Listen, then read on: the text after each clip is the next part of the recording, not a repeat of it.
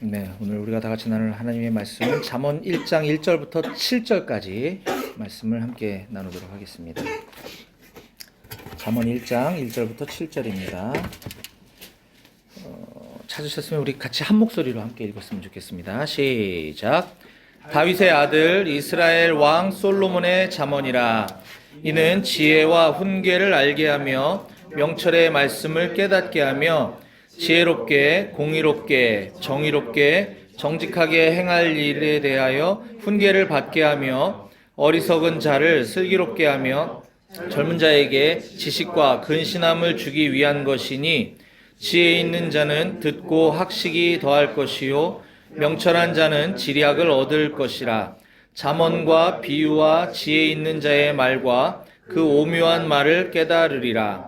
여호와를 경외하는 것이 지식의 근본이거늘 미련한 자는 지혜와 훈계를 멸시하느니라. 아멘. 네, 이 아침에 하나님 말씀 위해서 제가 잠깐 기도하겠습니다. 참 좋으신 하나님 아버지, 은혜와 사랑 감사합니다. 지난 한 주간 동안도 우리 각자를 삶의 현장 가운데서 하나님께서 지켜주시고, 또 오늘 이 주말 아침, 이른 아침에 우리 사랑하는 동역자들과 함께 모여 우리 공동체를 위해서, 또 말씀을 위해서, 또 이 나라와 이 민족을 위해서, 열방을 위해서 기도할 수 있도록 허락하시니 감사합니다. 이 아침에 하나님의 음성을 들을 때에 우리 각 개인과 공동체에게 주시는 말씀을 듣는 귀한 시간 되게 하여 주시고, 그 말씀을 우리가 들을 뿐만 아니라 들은 말씀대로 삶의 현장 가운데서 살아낼 수 있는 우리가 될 수 있도록 하나님 도와주시옵소서. 모든 것 주님께 맡겨드리며 예수님의 이름으로 기도했습니다. 아멘. 네, 연말 지나면 좀 나아지려나 했더니 역시 연초에도 계속 분주함은 연속되는 것 같습니다. 저도 연초에 회사 행사들이 계속 잡혀서 지난주 토요 새벽기도에 못 나오고, 또 이번 주 목금 또 1박 2일 회사 행사가 있어서 순장 모임도 못 나오고, 그래서 우리 역삼역 모임 형제자매님들과 강남역 모임 형제자매님들은 굉장히 오랜만에 뵙는 것 같습니다. 우리 옆에 계신 분, 앞뒤에 계신 분과 새벽이라 부담스럽나? 그래도 서로 얼굴 마주보면서 인사 나눴으면 좋겠습니다. 반갑습니다. 네.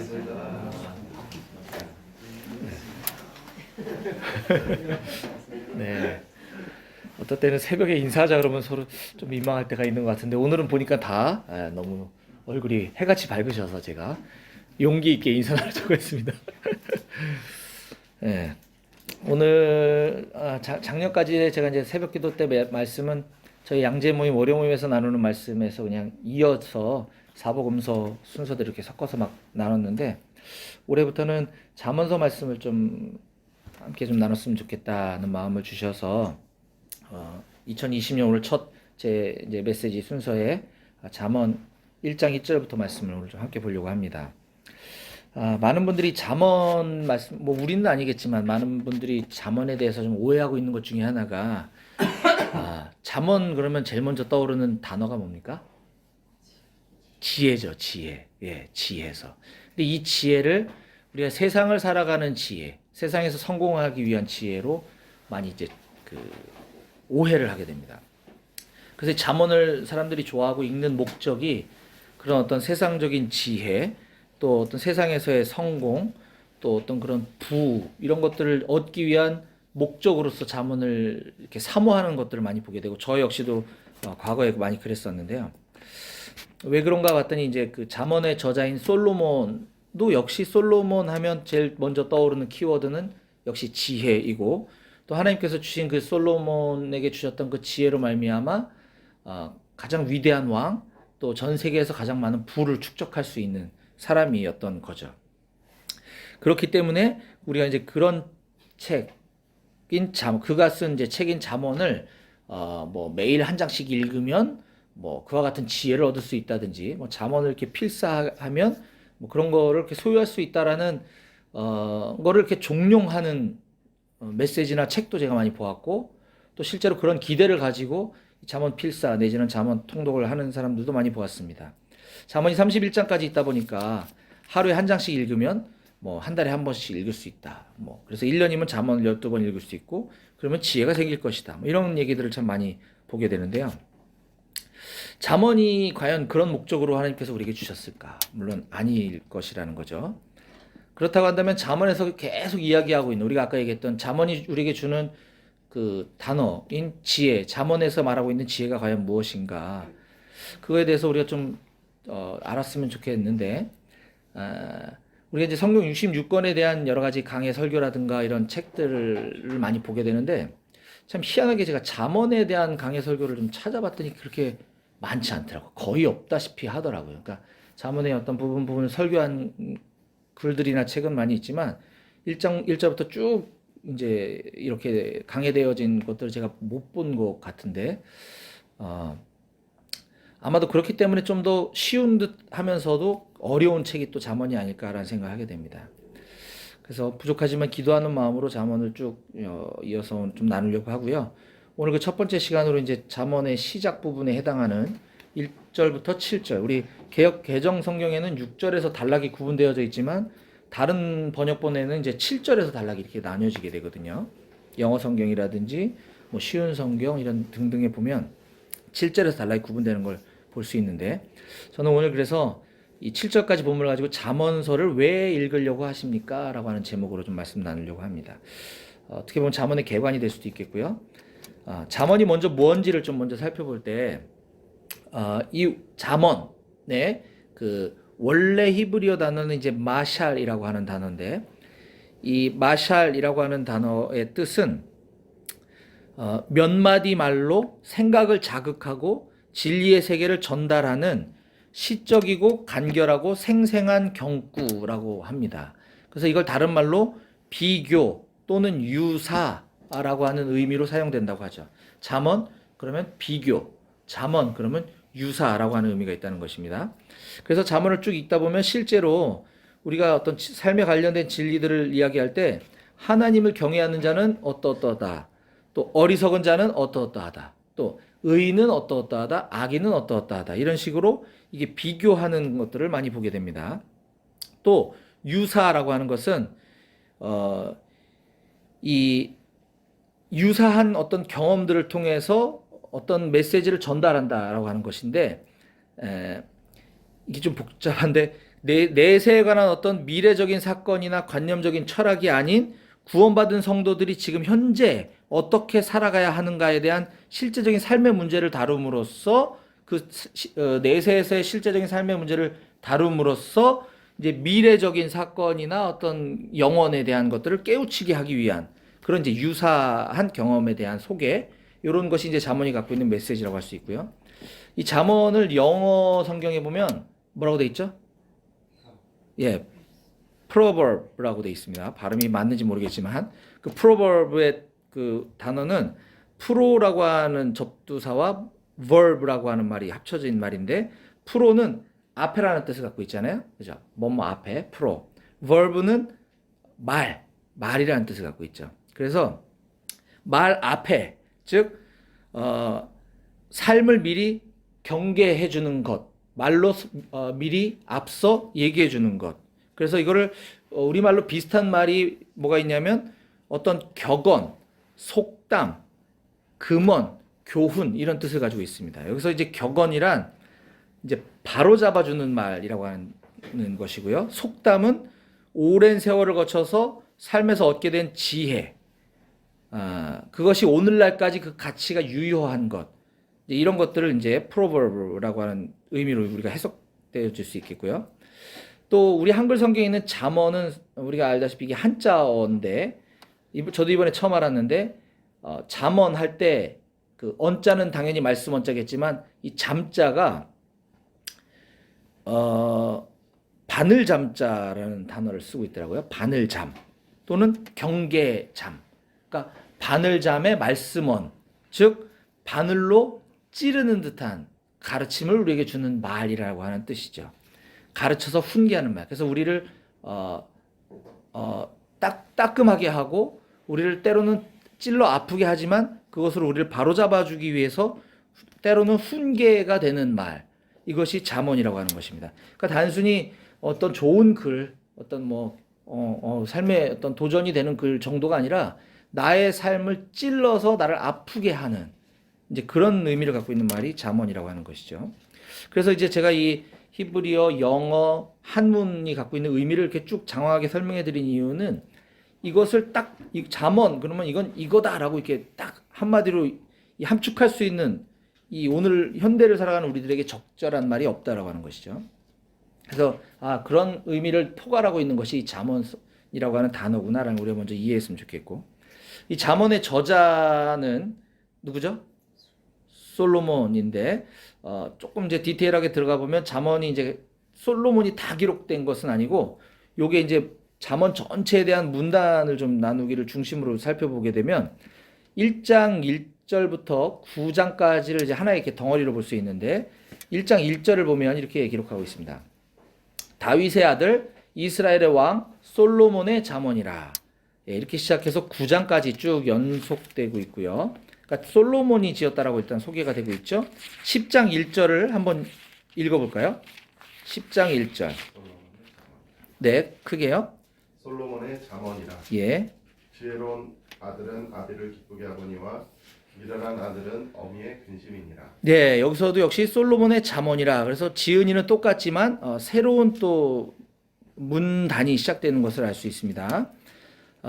그런데 우리가 잠언은 솔로몬이 썼다라고 이제 흔히 알고 있지만 다 모두가 솔로몬이 쓰여진 것이 아니라는 것 중에 하나가 이제 22장 17절부터 조금 이제 새로운 국면이 시작되게 됩니다. 22장 17절부터는 새로운 지은이가 등장하게 되는데 한번 같이 읽어볼까요? 22장 17절 시작.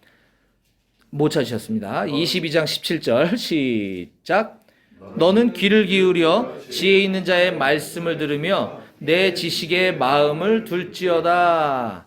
너는 귀를 기울여 지혜 있는 자의 말씀을 들어라. 지혜 있는 자, 어떤 익명의 이름 없는 지혜자가 이제 쓰기 시작했다라는 것인데, 이것이 전체적으로는 24장 34절까지 연결되지만 24장 23절에서 또 한 번 끊고 다시 새로운 국면이 또 시작됩니다. 24장 23절입니다.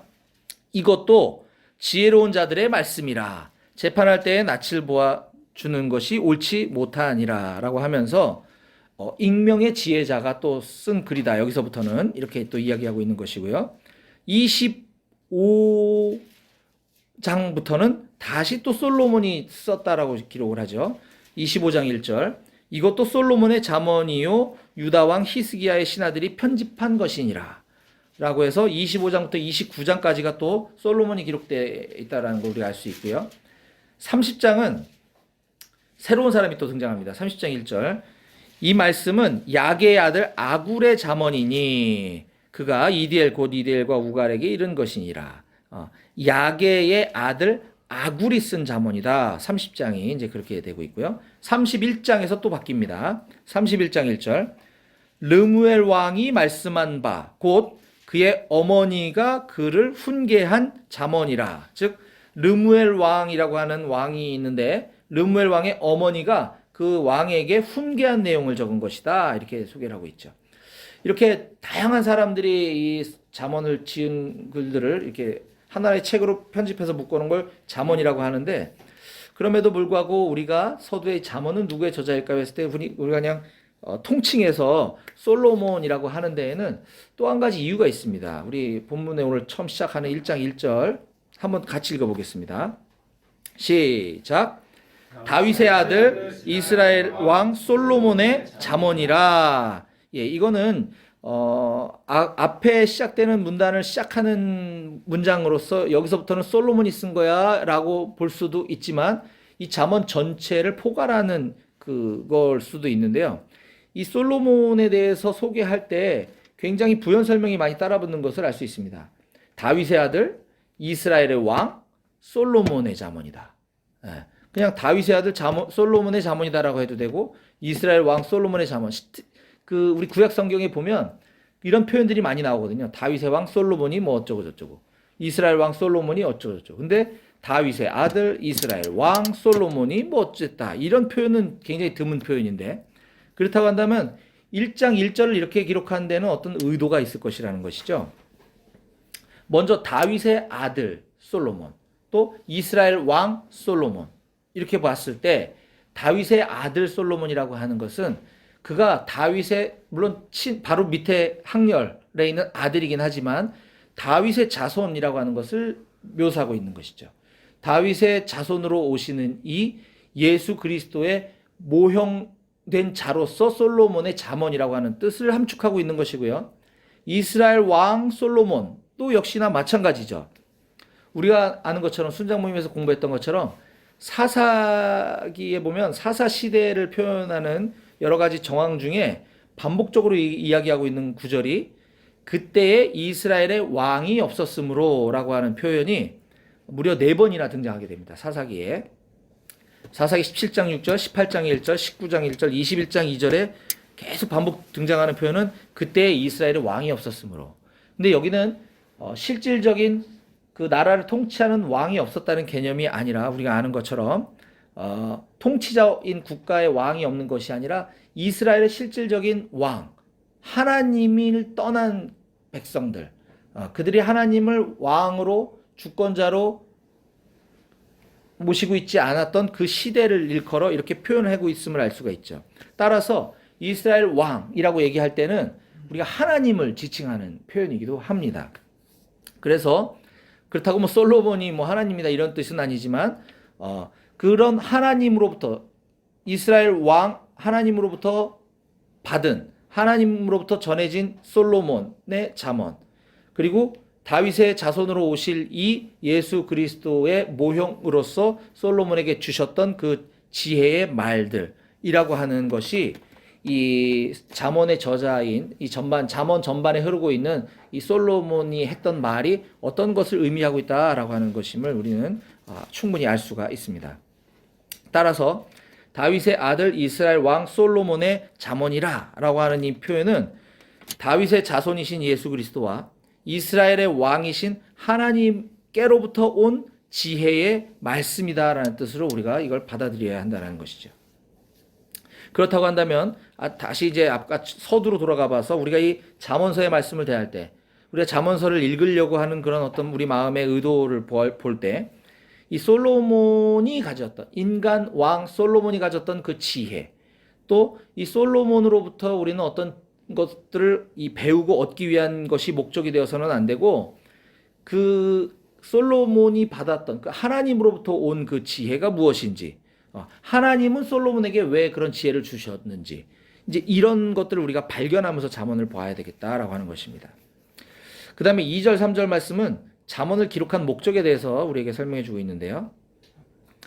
잠언에 가장 많이 등장하는 단어 아까 얘기했던 우리 아무리 얘기해도 저기 하지만 지혜입니다. 지혜.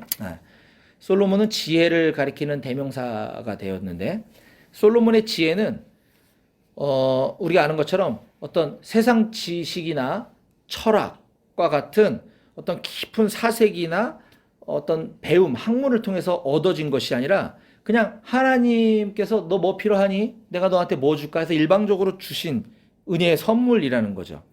이것도 우리가 너무나 잘 아는 구절인데 열왕기상 3장으로 좀 가보겠습니다. 열왕기상 3장에 보면 열왕기상 3장에 보면 5절에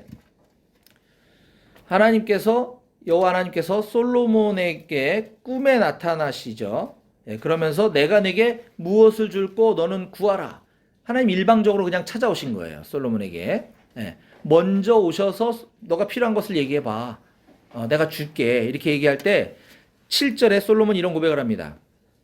나의 하나님 여호와여 주께서 종으로 종의 아버지 다윗을 대신하여 왕이 되게 하셨사오나 종은 작은 아이라 출입할 줄을 알지 못하고 솔로몬은 전혀 정치적인 경험도 없고 어떤 왕으로서 이 백성들을 통치할 수 있는 어떤 능력, 어떤 지혜, 지식 이런 것도 없는 평균 이하의 물론 이제 겸손의 표현일 수도 있지만 평균 이하의 어떤 수준의 그냥 평범한 왕이었다라고 하는 것이죠. 그러면서 9절에 누가 주의 이 많은 백성을 재판할 수 있사오리까 듣는 마음을 종에게 주사 주의 백성을 재판하여 선악을 분별하게 하옵소서라고 하면서 내가 너에게 무엇을 주고 했을 때 듣는 마음을 주세요 이렇게 이야기하죠. 솔로몬이 구한 것은 듣는 마음인데 이건 나중에 역대기에도 보면 이게 이제 지혜를 구했다라고 하는 것을 우리는 알 수 있지만 여기서 이제 듣는 마음이란 어떤 백성의 송사를 구별하는, 백성의 억울함을 듣는, 이런 듣는 지혜이기도 하지만 조금 더 원어적인 뜻을 보게 되면 이것은 하나님의 마음, 하나님의 음성을 듣는 지혜를 달라고 솔로몬이 구했다라고 하는 것입니다. 자, 그럴 때 11절, 12절에서 하나님이 이렇게 말씀하시죠. 내가 내 말대로 하여, 자, 솔로몬은 9절에서 듣는 마음을 주세요 그랬는데 12절에 하나님은 내가 내 말대로 하여 내게 지혜롭고 총명한 마음을 주겠다 이렇게 얘기하십니다. 그래서 내 앞에서도 너와 같은 자가 없었고 내 뒤에도 너와 같은 자가 일어남이 없을 정도로 너에게 지혜롭고 총명한 마음을 줄 거야 라고 지금 말씀하고 계십니다. 자, 아까도 이야기했지만 이 듣는 마음, 솔로몬이 구했던 듣는 마음이 단지 백성을 잘 다스리고 백성의 억울함을 잘 들을 수 있는 마음을 달라고 구했다라고 한다면 하나님은 이렇게까지 감동하시지 않으셨을 것 같아요. 그게 솔로몬이 하나님의 마음을 구하고 하나님과 늘 동행함으로 말미암아 하나님께서 주시는 그 음성, 하나님의 뜻, 이것을 구했기 때문에 하나님은 무척 마음이 기쁘셨던 것이죠. 그래서 이렇게 아주 크게 칭찬하는 것입니다. 하나님의 마음을 듣는 마음, 이것은 지혜롭고 총명한 마음이었다고 9절과 12절 말씀을 통해서 이게 같은 것이구나라는 걸 우리는 유추해 볼 수 있는 것입니다.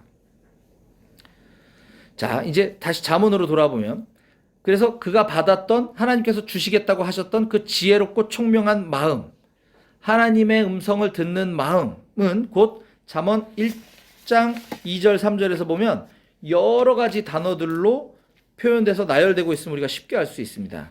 즉 지혜와 훈계를 알게 하는 것, 명철의 말씀을 깨닫게 하는 것, 지혜롭고 공의롭고 정의롭고 정직하게 행할 일에 대하여 훈계를 받게 하는 것, 이런 것들이 바로 하나님이 너에게 주시겠다고 약속한 그것이죠.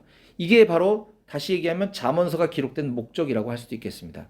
우리가 잠언서를 통해서 깨달아야 할 것은 하나님이 우리에게 주시는 지혜와 훈계, 또 명철의 말씀, 또 지혜롭고 공의롭고 정의롭고 정직하게 행하고 어떤 우리에게 훈계를 받게 하는, 아까 얘기했듯이 바늘로 찌르는 그런 것들, 이런 것을 우리가 하나님 우리에게 주신 목적이라고 하는 것을 우리가 명확히 알아야 되겠습니다. 자, 그러면 조금 더 잠언에서 이 강조하고 있는 지혜를 우리는 그럼 어떻게 하면 얻을 수 있는가라고 하는 부분을 좀 살펴보겠습니다. 오늘 잠언 1장 2절에서 4절에 쭉 나열되어 있는 그 내용들을 보면 이것과 유사한 표현으로 사도 바울이 자기 순원인 디모데에게 보낸 서신과 이 잠언 1장 2절에서 4절까지의 내용이 굉장히 공통된 것들을 발견할 수가 있었어요. 제가 읽어보겠습니다. 디모데후서 3장 15절에 보면 바울이 순원 디모데에게 이렇게 이야기하죠. 또 어려서부터 성경을 알았나니 성경은 능히 너로 하여금 그리스도 예수 안에 있는 믿음으로 말미암아 구원에 이르는 지혜가 있게 하느니라. 모든 성경은 하나님의 감동으로 된 것으로 교훈과 책망과 바르게 함과 의로 교육하기에 유익하니 이는 하나님의 사람으로 온전하게 하며 모든 선한 일을 행할 능력을 갖추게 하려 함이라. 모든 성경은 하나님의 감동으로 된 것으로 교훈과 책망과 바르게 함과 의로 교육하기에 유익하니. 잠언 1장 2절 이는 지혜와 훈계를 알게 하며 명철의 말씀을 깨닫게 하며 지혜롭게 공의롭게 정의롭게 정직하게 행할 일에 대하여 훈계를 받게 하며. 즉 바울이 디모데에게 지금 권면하고 있는 것, 이런 것들은 성경을 통해서 알 수 있는 것이다 라고 지금 얘기하고 있는 것이죠. 또 솔로몬의 아버지인 다윗 또한 시편 말씀에서 우리가 그 하나님으로부터 오는 그 지혜를 얻는 방법에 대해서 우리에게 또 알려주고 있는 구절이 나오는데 시편 19편에 보면 7절 이하에 이렇게 다윗이 이야기하고 있습니다. 시편 19편 7절 이하 말씀입니다. 여호와의 율법은 완전하여 영혼을 소성시키며 여호와의 증거는 확실하여 우둔한 자를 지혜롭게 하며 여호와의 교훈은 정직하여 마음을 기쁘게 하고 여호와의 계명은 순결하여 눈을 밝게 하시도다. 여호와를 경외하는 도는 정결하여 영혼까지 이루고 여호와의 법도 진실하여 다 의로우니 곧 금, 곧 많은 순금보다 더 사모할 것이며 꿀과 송이꿀보다 더 달도다. 아멘. 여호와의 율법은, 여호와의 증거는, 여호와의 교훈은, 여호와의 계명은, 여호와를 경외하는 도는, 여호와의 법은, 이런 것들은 우리가 한마디로 하나님의 말씀인 것을 우리가 알고 있죠. 이것은 우리들이 금, 곧 많은 순금보다 더 사모해야 될 것이다. 이 세상의 재물, 부유함, 명예 이런 것들보다 우리가 더 사모해야 될 것이 바로 이것이야. 이것은 꿀과 송이꿀보다 더 달어 라고 얘기하는 것, 곧 하나님의 말씀이다라는 것입니다.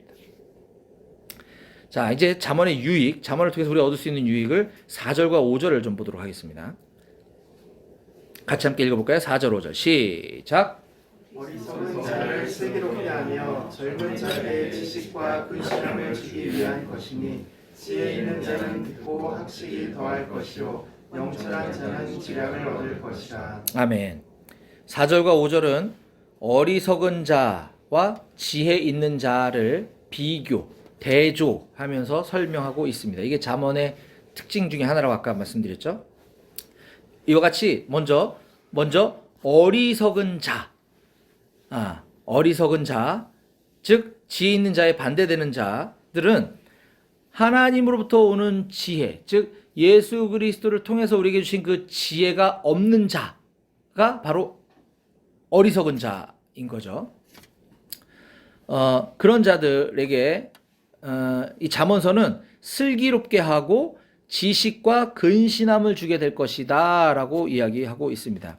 그래서 어리석은 자는 뭐 어떤 바보 같은 멍청이 같은 사람을 얘기하는 것이라기보단 그 예수 그리스도 하나님에 대해서 잘 알지 못하는 자, 또 이 젊은 자, 그래서 세상 유혹과 죄악에 쉽게 쓰러질 수 있는 연약한 사람들, 이런 자들에게는 슬기롭게 하고 지식과 근신함을 주기 위한 목적, 그런 것들을 주는 것이 잠언의 유익이고, 또 15절 반대로 지혜 있는 자들, 즉 우리 안에 예수 그리스도가 있고 우리가 주님을 믿는 사람들에게는 잠언을 통해서 학식이 더해지고 지략을 얻게 될 것이다.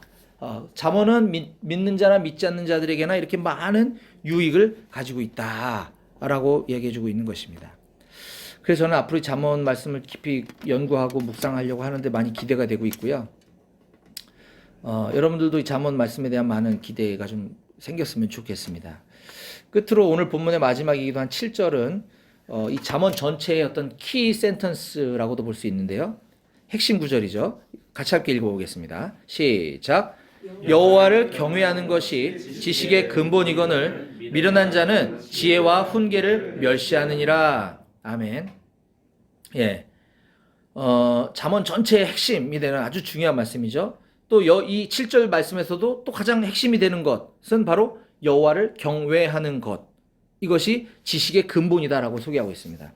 NIV 성경에 보면 이 지식의 근본이라고 하는 말을 the beginning of knowledge라고 얘기하고 있거든요. 지식의 시작점이다, 시작이다라는 것이죠.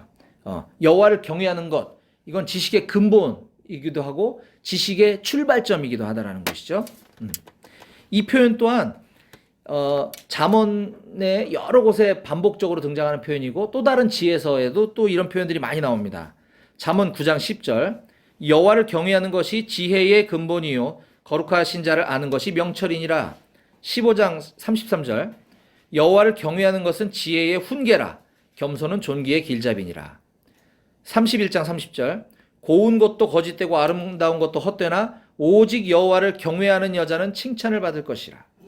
욥기 28장 28절 또 사람에게 말씀하셨도다. 보라 주를 경외함이 지혜요 악을 떠남이 명철이니라. 전도서 12장 13절 일의 결국을 다 들었으니 하나님을 경외하고 그의 명령들을 지킬지어다. 이것이 모든 사람의 본분이니라 라고 하면서 하나님을 경외하는 것이 이렇게 중요하다라고 여러 번 지금 얘기되고 있고요. 자, 그럼 이제 경외를 우리가 봐야 되겠죠. 하나님을 경외하는 것, 그 경외가 뭘까? 이 경외에 대한 사전적인 의미보다는 이제 성경에서 우리에게 가르쳐주는 뜻을 좀 잘 정리 요약해 보면 이렇게 표현할 수 있습니다. 사람이 정상적인 상태에서 하나님에 대하여 가지는 존경의 태도, 정상적인 상태에서 하나님에 대해서 가지는 존경의 태도 혹은 하나님의 거룩에 대한 두려움. 경외를 그냥 두려움이라고 얘기하기에는 뭐 NIV에는 fear라고 표현되어 있긴 하지만 그냥 단순히 두려움과는 좀 다르다는 거죠. 정상적인 상태에서 사람이 정상적인 상태에서 하나님에 가지는 존경의 태도 또는 그 하나님의 거룩에 대한 두려움이 바로 이 경외라는 거죠. 이거는 어떤 피동적이고 수동적인 노예가 주인에게 갖는 어떤 그런 두려움하고는 다르다라는 것입니다. 우리가 직장 상사에게 갖는 그 두려움은 경외라고 얘기하지 않죠. 또 어떤 인격체나 사물에 대해서 갖는 어떤 공포 이런 거하고도 다르다는 것입니다. 그래서 이 하나님에 대한 경외심, 그것은 그 하나님의 거룩하심을 우리가 올바로 인식하고 느끼면서 그분을 두려워하고, 또 우리가 마음과 성품과 온 정성을 다해서 하나님을 사랑하고 그 하나님의 계명, 말씀을 지키는 것, 이 두 가지를 같이 포함하는, 아우르는 개념이라는 거죠. 다시요. 자, 경외심은 하나님의 거룩하심을 그 인식하고 느끼면서 갖는 그 어떤 부담감과 더불어 하나님을 너무너무나 사랑하고 이 온 마음과 뜻과 정성을 다해서 사랑하고 그분의 계명을 애써 지키는 것, 이걸 다 포함하는, 이것이 여호와를 경외하는 것이다라는 것입니다. 즉 여호와를 경외하는 것이란 하나님에 대한 존경과 헌신, 두려움, 그리고 자발적인 충성과 복종, 이걸 다 아우르는 개념이 이 경외라고 하는 것입니다. 이것이 바로 지식의 근본이요 지식의 시작점이다라고 오늘 성경 말씀 우리에게 가르쳐주고 있습니다.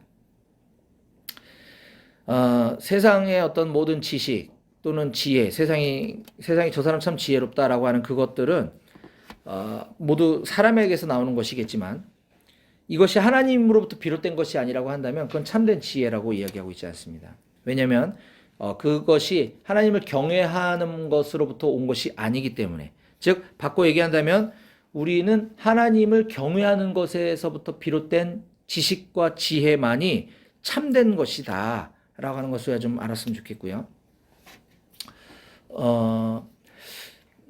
네, 저희 집에 재작년에 이렇게 이사를 하면서 뭐 어쩔 수 없이 이렇게 두게 된 무슨 CCTV 같은 게 있어요. 이게 조그만 게.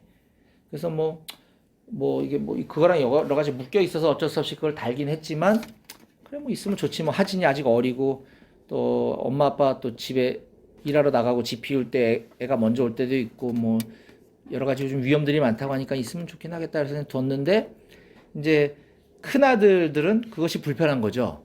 엄마 아빠 없을 때 저 CCTV가 자꾸 엄마 아빠가 우리를 감시하고 있는 것 같아서 엊그저께 하민이가 진지하게 저한테 건의를 하더군요. 아빠 저 혼자 있을 때 저거 좀 뒤로 돌려놓으면 안 될까요? 너 무슨 뻘짓거리를 하려고 저걸 의식하냐? 엄마 아빠는 저거 보지도 않는데. 그래도 싫다는 거예요. 근데 하면 저 CCTV가 나를 보고 있는 게 중요한 게 아니라, 뭐 엄마 아빠가 저걸 통해서 비록 뭐 집 안에 무슨 일이 일어나고 있는지를 감시하는 것이 중요한 게 아니라, 살아계신 하나님은 언제나 너를 계속 지켜보고 계시단다. 이런 말씀을 나눴던 적이 있어요. 그러면서 너 요즘 성경은 잘 읽니? 그랬더니 안 읽고 있더라고요. 이놈의 자식이. 이건 매일매일 체크를 안 했더니 또 안 읽네. 그래서 하윤이한테 물어봤더니 역시 하윤이도 안 읽고, 믿었던 하진이마저도 성경 안 읽는 것을 보면서 참 어렵다, 이거 어떻게 해야 돼? 그렇다고 맨날 같이 잔소리같이 성경 읽으니 쫓아다닐 수도 없고, 그래서 참 이 신년 벽두에 많은 고민들을 지금 가지고 있는데, 어쨌든 어떤 기계적인 것 또는 육신의 부모님이 나의 일거수일투족을 쫓아다니면서 감시하는 것이 중요한 게 아니라, 살아계신 하나님은 늘 우리를 지켜보고 계시다라고 하는 것을 우리가 인식하며 살아가는 것, 그것이 좋은 마음, 자발적인 마음, 때로는 두려운 마음, 이런 것이 우리가 하나님을 경외하는 것이다 라고 하는 것을 우리가 좀 깨닫고, 우리가 오직 여러 가지 우리가 스펙과 어떤 세상적인 학문, 뭐 자격증 다 중요하겠지만, 살아계신 하나님을 경외하는 것, 이것이 가장 중요하다라는 것을 우리가 좀 깨닫고, 올 한 해 뿐만 아니라 이제 앞으로 영원토록 우리가 이 말씀 앞에 더 많이 머무는 시간들을 갖게 되기를 소망합니다.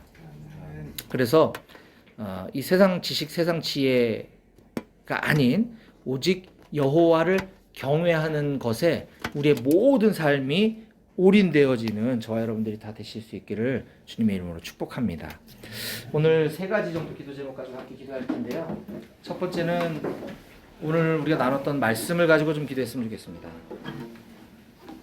오늘 잠언의 서론부에 해당되는 부분을 함께 나누면서 여호와를 경외하는 것이 중요하다라는 결론을 내렸습니다. 이 경외, 하나님을 경외하는 것에 대한 내 자신의 모습을 좀 오늘 좀 생각해 봤으면 좋겠어요. 우리가 세상에 살면서 뭐 업무적으로나 자기개발적으로 필요한 많은 공부들, 지식들 쌓을 필요 있습니다. 당연히 있습니다. 그런데 그것보다 더 선행되어져야 될 것, 더 중요한 것은 바로 여호와 하나님을 경외하는 것이다 라고 하는 것을 우리가 말씀을 좀 들었습니다. 반대로 얘기하면 나에게는 어떤 세상적인 학위나 어떤 라이센스 이런 것이 없기 때문에 앞으로 나의 그 어떤 출세나 성공이나 승진 이런 거에 대한 어떤 불안한 마음이 나에게 있다면 그것은 역시 주님을 내가 경외하는 것보다 그런 세상 지식이 더 앞서고 있지 않나라고 하는 생각을 좀 해보게 됩니다.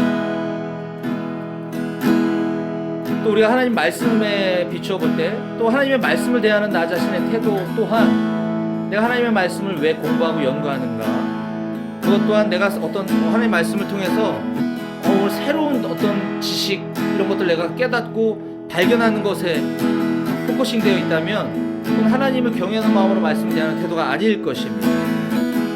우리는 성경 말씀을 통해서 주님을 경외하는 마음이 더 크게 작동되어져야 될 줄로 믿습니다. 자, 그렇다면 오늘 말씀 우리가 듣는 가운데 나에게 어떤 깨달음이 되었거나 나의 마음에 찔림이 있었거나 그런 부분들이 있다면 우리가 주님의 인도하심을 구하는 기도를 좀 드리도록 하겠습니다. 오늘 들은 말씀을 통해서 주님께 감사해야 될 내용이 있거나 또는 내가 회개할 것들이 있다고 한다면 이 시간 우리가 주님 앞에 기도하며 나아가도록 하겠습니다. 함께 기도하시겠습니다.